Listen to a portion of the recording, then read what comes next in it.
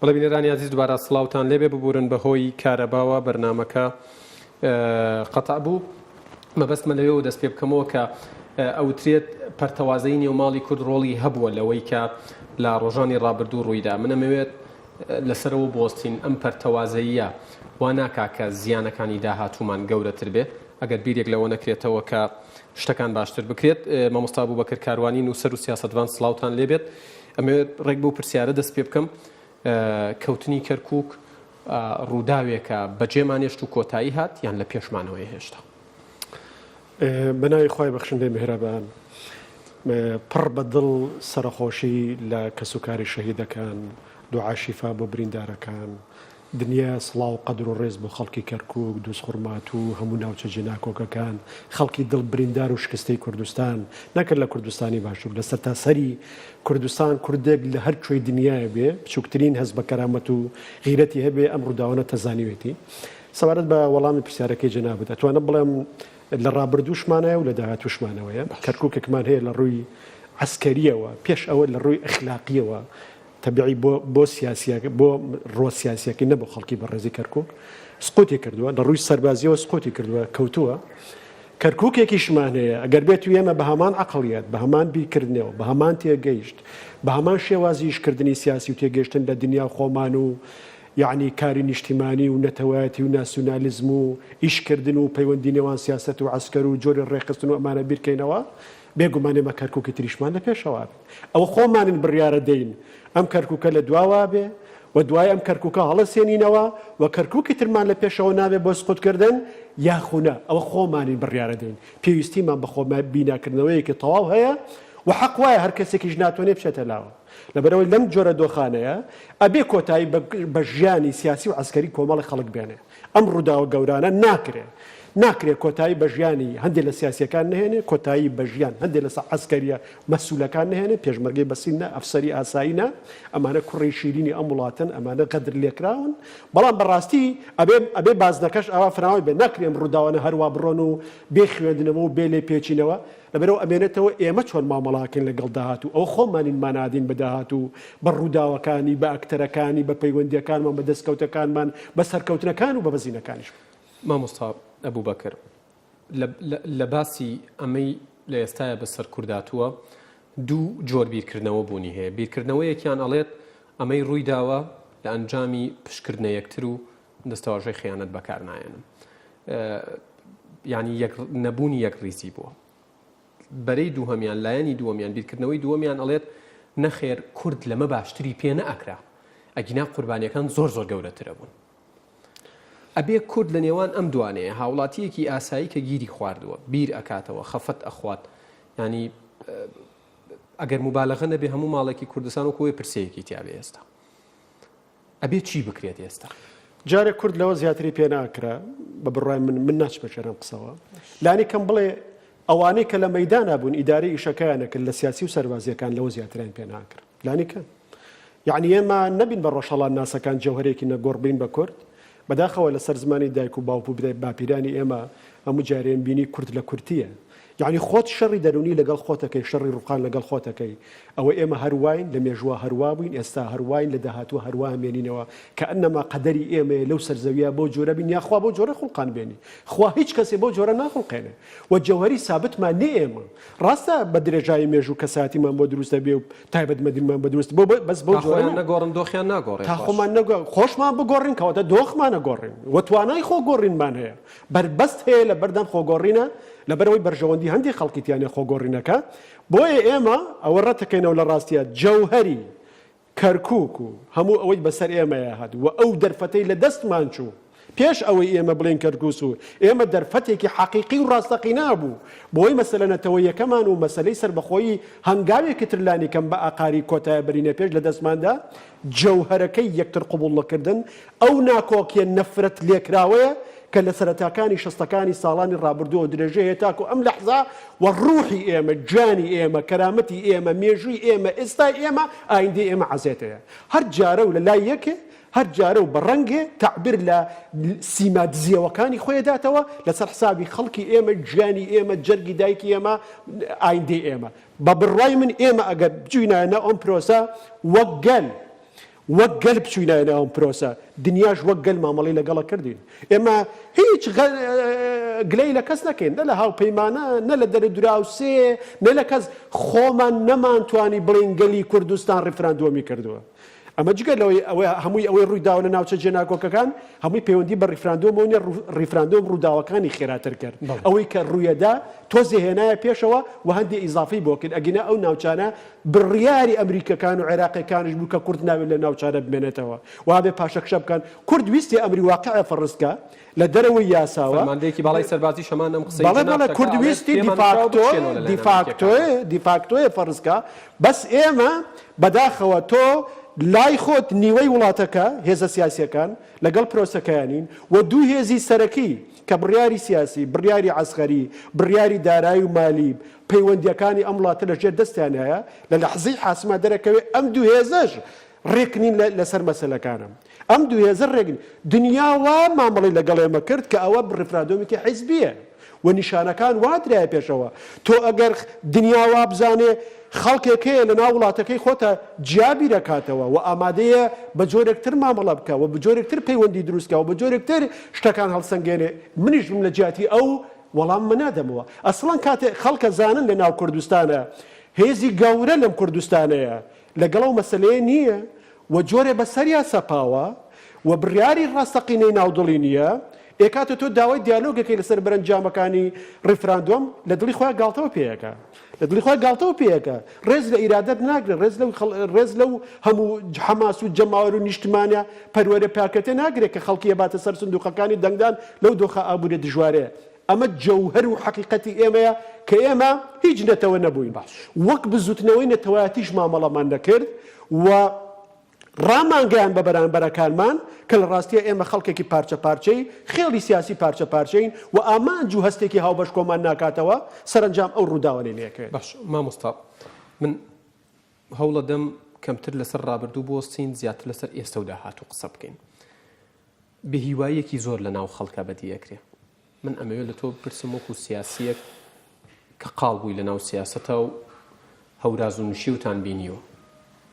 ئەمەی ئێستا ڕوویداوە کۆتایی دنیاە بە نسبەت کوردەوە هەر با بەو دەستەواژێ بەکاری بێنم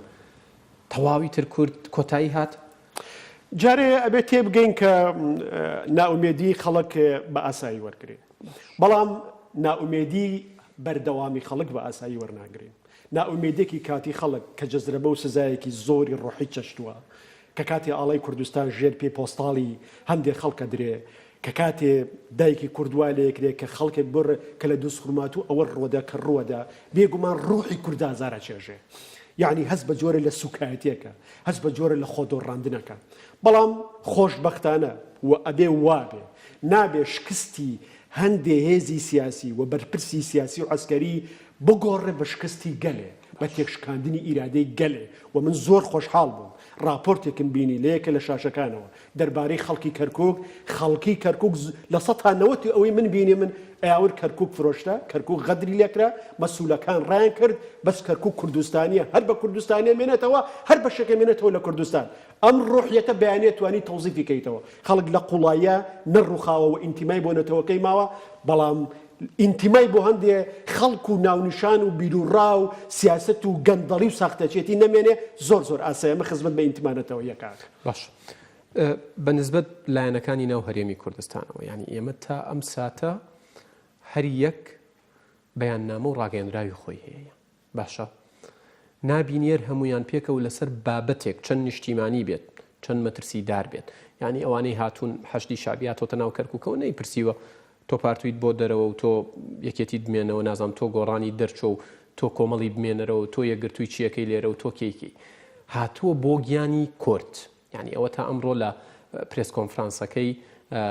پارێزگاری نوێی بە وەکالەتی کەرکووک و بەرپرسە سەربازەکان بەرپرسی پۆلیسی کەرکووک ویستی بە کوردی قسە بکات هەر بە پەنجە هەڕەشەی لێکرا کە قسە نەکا دوو جار هەوڵیدا ڕێگەی پێت ڕێگە بە تورکمانەکەش نەدراوەتی کوردی واز لێ بێنن بەمەرجێ زمانی کوردیشان بەشانی زمانی عەرەبیدان پێدانراوە کورد ئەبێت وەکو خۆت باسی ئاڵات کرد باسی وێنەی سەرکردە و سیمبۆڵەکانت کرد چیان لێکرا با هەر لە ئاڵا بوەستین ئەبێت ئەمە وەکو شەپازلەیەک وەکو ڕاچڵەکینێک بۆ لایەنە سیاسەکانی کوردستان چۆن کاریان تێ بکە و چی بکەن لێرە بەدووە؟ جارە پێش هەموو شتێ 2 هەفتە پێش ڕفراندۆ برات وتارێکم نووسی دوای ئەوەی کە سەرکردە سەربازەکانی ئێران هەڕەشەیان کرد بە ناوی وتارێکم نووسی بە ناوی مەسەلەکە جددیە پاشەکشش چارەسەر نییە. لە بەرنامەی باسی ڕۆژ مناقەشەش بەڵێ کە ئێمە شتێکمان لە پێشەوەی و شەڕێکمان لە پێشەوە و شەڕی دیاریکردنی سنوورە و پەیوەندی بەوە هەیە کورد دەستبەرداری ئەو ناوچە نابێ یاخود دەستبەرداری نابێ. ئێمە ڕیفراندۆم تەنها مەسەلەکە تۆزە پێشە خەڵ هەندێک ڕەهاندی تری پێبەخش. من لێن ناشارمەوە نائومێدم لەوەی بەشێ لە نخبەی سیاسی وڵاتە توانای بە خۆداچوونەوەی مابێ. بەشێکی توانای نەماوە. لەبەر چی توانای نەماوە؟ لەبەرەوەی هەستی اخلاقیش ون کردەوە. لەبەرەوەی ئەوەندە تێکەڵاو بە گەندەڵی و بە خراپ بەکارهێنانی دەسەڵات بووە و ئەوەندە ڕق و قین بەرامبەری یەکتریان قوڵ بووەتەوە و ڕەهەندی وەرگرتووە و ڕەهەندی مێژوویی دەرونی کۆمەڵایەتی ئابووری وەرگرتووە بۆ ئەسانێ. بەڵام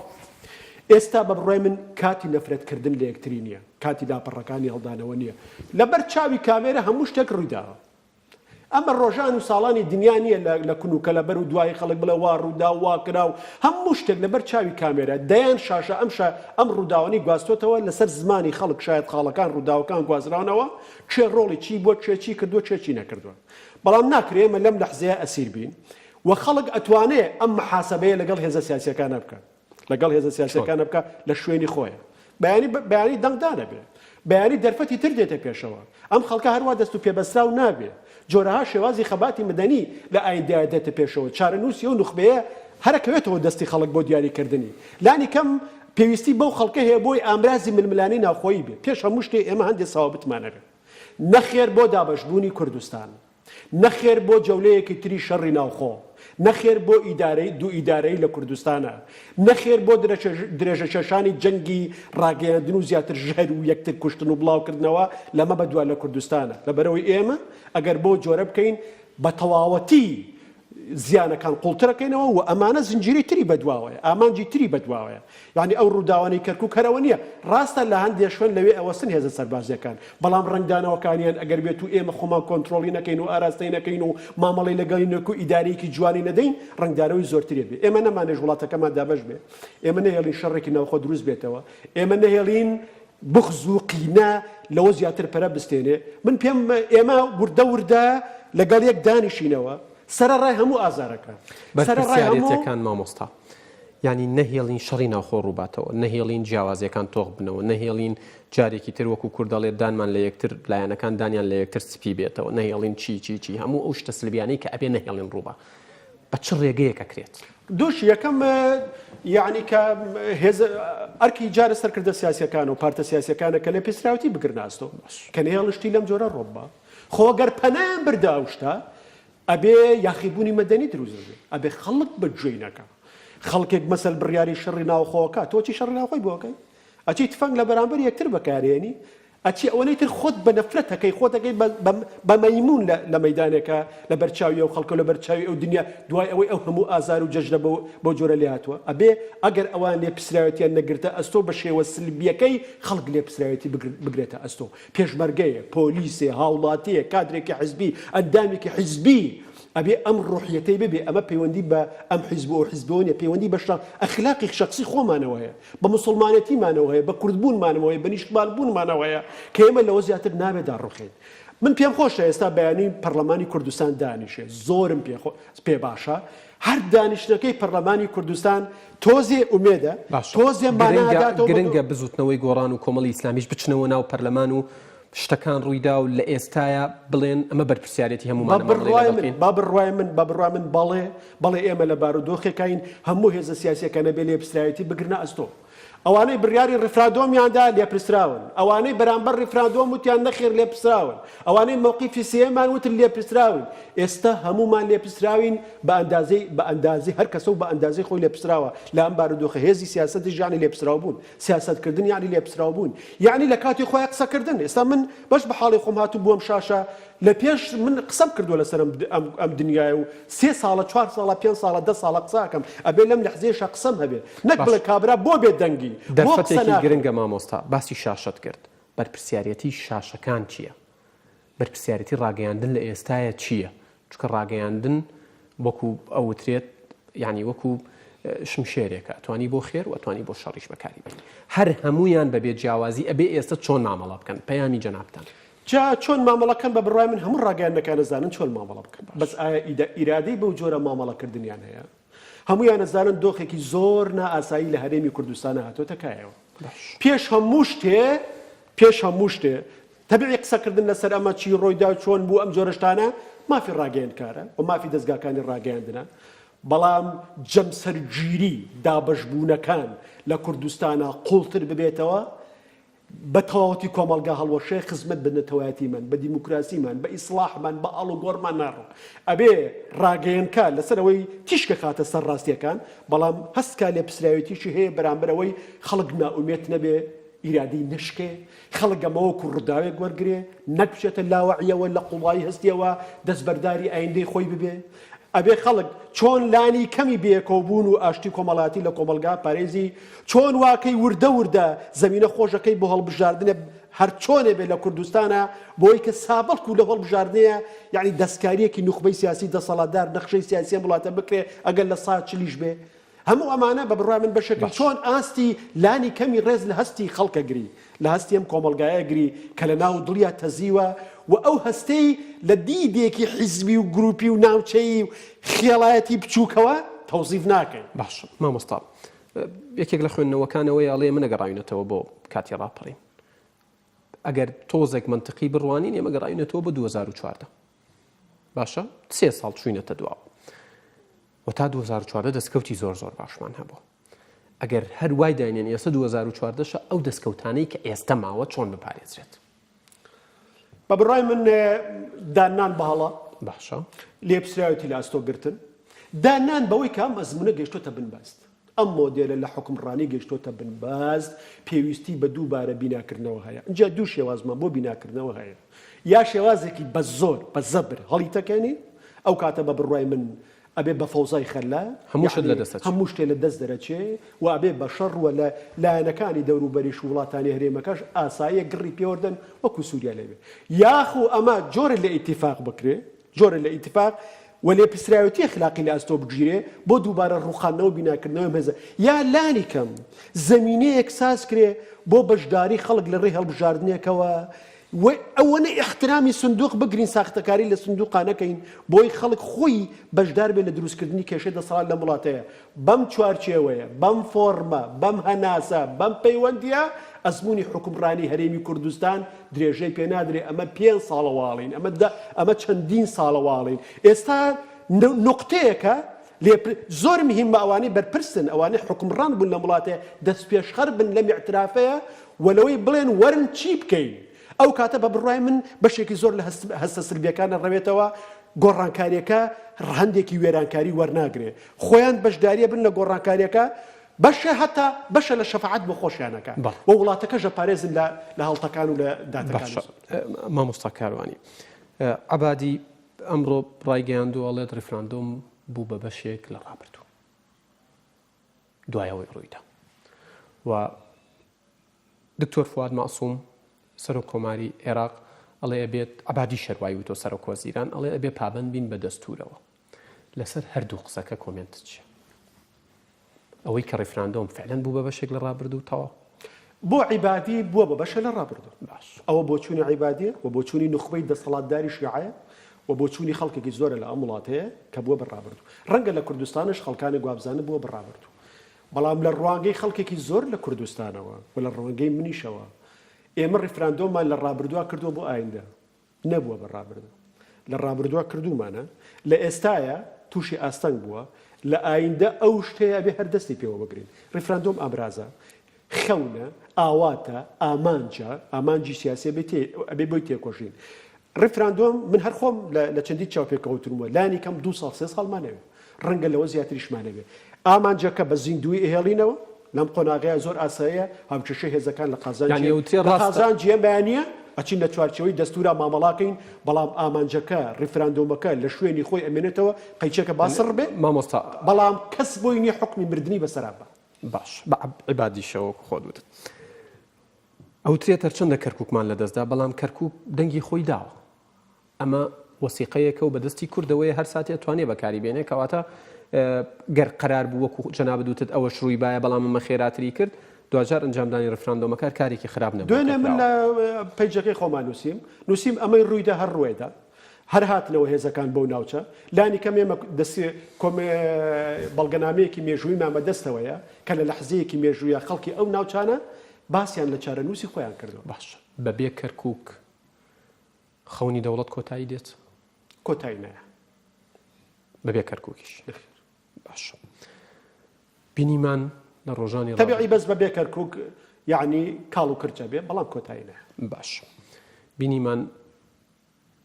ئەمریکا، یەکێتی ئەوروپا، تورکیا، ئێران، عێراق، تەنانەت سعودیەش کە چاوەڕێکرات واز لە ئیسرائیلیش بێنە هیچ هەڵوێستێکیان بەرامبەر کورد نەبوو. تەنانەت ئەمریکا ئەوترێ و قسەی نەکردایە باشتر بوو کەوتێتی من بێلایەنم چونکە بێلایانی هەڵبژاردن لە قزیەکی وایە یعنی ئەوەی دەستە زاڵەکەیە بازاڵتر بێت. کورد ئیتر چۆن لەگەڵ ئەمانەیە مامەڵە بکات؟ جارە پێش بۆچی ئەوە ڕوویدا بۆ هەڵوێستەوەی لێهات بە بڕۆی من کورد ئەگەر توانای بەرگریکردنی یەک هەفتەی هەوویایە ناڵم مانگێک یەک هەفتە بەرگری بکردایە دنیا بە جۆرێکتر مامەڵی لەگەڵێ ماکرد. سیرکە پاشای سعودیە کەی وتی ئیتر ئێمە بڕوا دان بە ڕێفراندۆمانانین و پشتیوانی یەک پارچەی عێراق دوای ئەوەی هێزەکانی پێشمەرگە شکستیان خوارد لە کەرکووکە. ترامپ کەی وتی دوای ئەوەی شکستمان خوارد لە کەرکووکە. کۆمیسیۆنی دەرەوەی یەکێتی ئەوروپا کەی وتی دوای ئەوەش کەسمان خوارد لە دنیا چاوەڕێ بوو بەشداری ئەم ململانەیە چارەنووسی ئەم ململانەیە چی لێ دێ و ئێمە چەند توانای بەرگریکردنمان لە پرۆژەکەمان و لە وڵاتەکەمان هەیە کە زانیان توانیمان نییە کە زیانیان ئێمە بەشە لە هێزەکانی ئێمە بە جۆرە بیرەکەنەوە بەشێکتر بە جۆرێکتر بیرەکەنەوە ئەوان لە پێناو بەرژەوەندەکانی خۆیانە بەو جۆرە بڕیاریاندا کە هێزەکان سەربازەکان لە مەیدانە چارەنووسەکان دیاری کرد. بەڵێ مامۆستا بووبەکر کاروانی نووسەر و سیاسەتوان زۆر سوپاس بۆم دەرفەتە سوپاس بۆ زانیاریەکان و بۆ چوونەکانتان هەر بشین. بەڵێ بینەرانی ئەزیز باسی ڕۆژ کۆتایی هات تا بەرنامەیەکی دیکە هەموو کوردێک و کوردستان بخوای گەورە ئاسپێ.